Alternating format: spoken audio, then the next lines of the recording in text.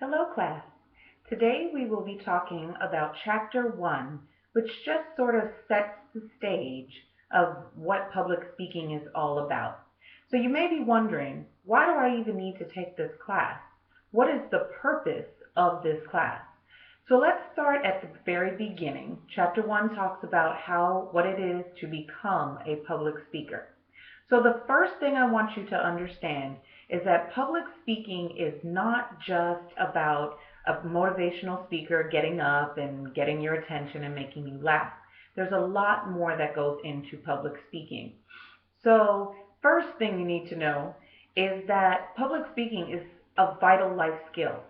If you just think about it, is there any career where you will not communicate with others? Perhaps you won't be standing in front of a large group, but you will be part of a team, which is one of the top skills that employers look for these days, regardless of profession. So it doesn't matter what your profession is, you need to know how to communicate with others. Secondly, it enhances your career as a student. Think about it. This is not the only class where you will make a presentation. Throughout your college career, regardless of the area, professors will ask you to present your information in a meaningful and engaging way. So you would like to make sure that you have these skills going in. Thirdly, it helps you to be more informed about what's going on in the world. As we go through this class and you learn how to research your speech topic, then you will learn that you started finding out what's going on in the world. If you haven't been watching the news, you will start. If you haven't really been focusing on anything that's going outside of, let's say the Orlando or Florida area, now you're going to have to broaden your perspective. So it really does help to grow you as a person. All right, so let's look at where public speaking really came from. You'll often hear me refer to Aristotle, and you've probably heard of Aristotle before. He's a famous philosopher. You will study him in classical Greek literature. So Aristotle actually established what we call the five canons of rhetoric. Now, I want you to remember that there are five canons of rhetoric. If you follow this, even though it's from so long ago, you will be able to prepare a strong speech. Okay, so Aristotle's five canons of rhetoric are: number one, invention. Invention just means you're coming up with the idea.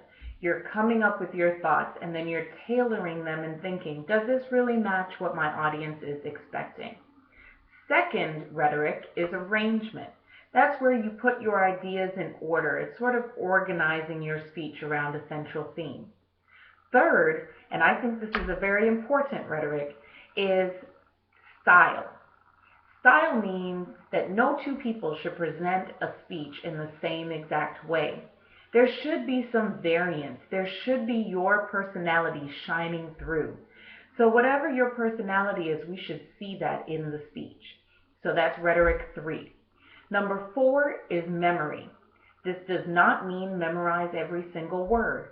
This means memorize your general ideas, memorize your key points, and then be able to talk about them in a natural way. And then, of course, we come to the last rhetoric, which is sort of self-explanatory, and that is delivery. Delivery is when you actually get up and present. But you notice that there are 4 steps that come before that. So often speakers just get up and try to talk off the top of their head, sort of in an impromptu style, but that is not the most effective way to go. There is a lot that goes into preparing for a speech. So keep that in mind. Those are Aristotle's 5 canons of rhetoric. Again, they are invention, arrangement, style, memory, and delivery. Every good speech should be practiced at least 6 times before you ever get up to give it. If it's really going to connect with the audience, if you really are going to know your content, it does take a lot of practice ahead of time.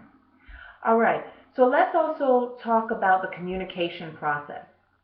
And when we're talking about the communication process, we're talking just about the cycle of communication. It is sort of a cyclical in nature type of process. If you refer to page 7 in your textbook, there will be a diagram, figure 1.1, that will illustrate it very clearly for you. Essentially, you have a speaker who encodes a message. They put their thoughts into ideas that travels through a channel, and the channel is, it could be the airwaves, the radio waves, however it gets to the receiver.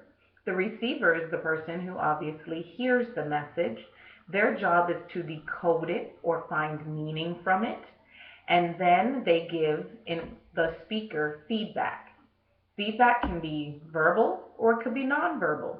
So, for example, if you're speaking to somebody in a dyadic communication, that means two people, and you're nodding your head and you're saying, yes, I understand that. Then you've given verbal and nonverbal. You've vocally said yes, but then you've also nodded your head. Both are forms of feedback. And then the only thing that can interfere in that process is what we call noise. Now that could be something audible, an actual physical noise, like if you're in class and you hear somebody coming in and it distracts you from the teacher. But it could also be internal noise, and that's usually what causes a lot of misinterpretation. Because internally we're thinking about so many other things instead of just focusing on that specific communication. Just reflect back to any conversation you've had, and you're thinking about a million other things at the same time, and that kind of takes away or allows space for some miscommunication to occur. All right, so those are all the key points you need to know for Chapter 1. Remember, you need to know the skills that are gained through public speaking. In essence, why do you need to take this class? You need to remember Aristotle's 5 canons of rhetoric. You also need to understand the communication cycle. Those are your 3 main points for Chapter 1. Thanks. See you later.